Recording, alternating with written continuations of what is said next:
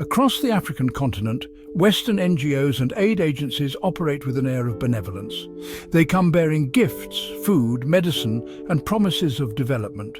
Yet beneath this veneer of generosity lies a more insidious reality. Their presence is often less about genuine aid and more about perpetuating a system of control.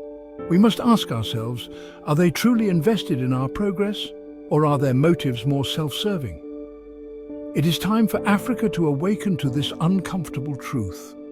The West often views Africa through a distorted lens, one that sees only poverty and despair.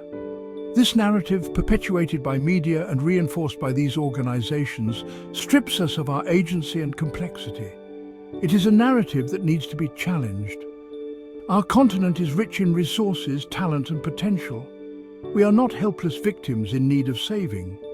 We are a people capable of forging our own destiny.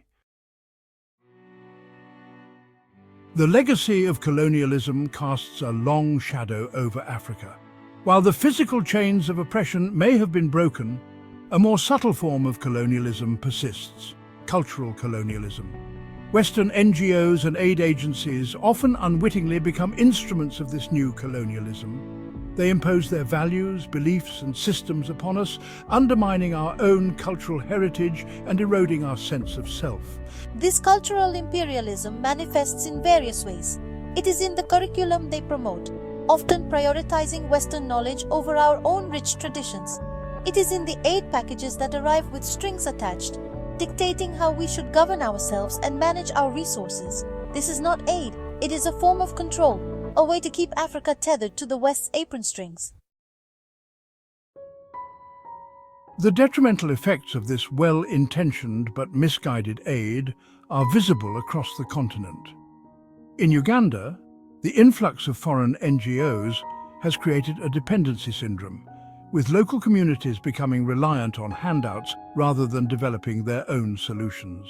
In Zimbabwe, well-meaning conservation efforts have often dispossessed local communities of their land and livelihoods, creating resentment and conflict. And in Nigeria, the focus on fighting corruption through Western models has sometimes overshadowed the need to strengthen local institutions and empower communities to hold their leaders accountable. These examples, though varied, paint a clear picture. The West's approach to helping Africa often does more harm than good. The aid model, as it currently exists, is fundamentally flawed. It fosters dependence, not development. It focuses on short-term solutions rather than addressing the root causes of poverty and inequality.